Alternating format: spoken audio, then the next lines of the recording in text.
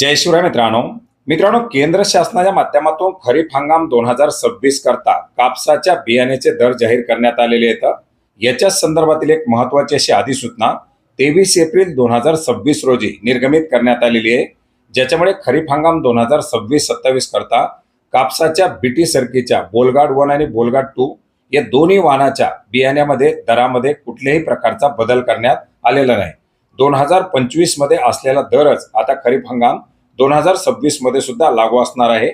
बोलगाड 2 ची 450 ग्रॅमची असलेली पिशवी ही 900 रुपये या दरामध्ये दिली जाणार आहे। 450 ग्रॅमचं पॅकेट 900 रुपयाला मिळणार आहे, जे 2025 मध्ये सुद्धा 900 रुपयालाच होतं।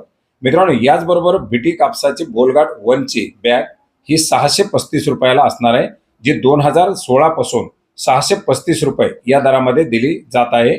मित्रांनो, या अधिसूचनेमध्ये कृषी मंत्रालयाच्या माध्यमातून जे काही समितीच्या माध्यमातून करण्यात आलेल्या शिफारशी विचारात घेऊन बॅसिलस थुरिजिएन्सिस अर्थात बीटी कापूस बियाण्याच्या एका पाकिटाची 475 ग्रॅम रिजुजिया इन बॅग बियाणे, ज्याच्यामध्ये किमान 5% किंवा कमाल 10% नॉन बीटी कापूस असतो, तो याची कमाल विक्री किंमत ही 27 मार्च 2025 रोजी अधिसूचित केलेल्या किमतीप्रमाणेच असणार आहे, अशा प्रकारे सुद्धा सांगण्यात आलेले आहे।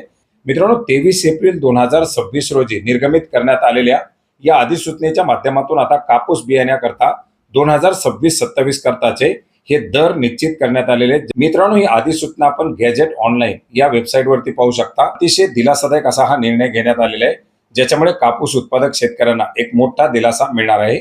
धन्यवाद।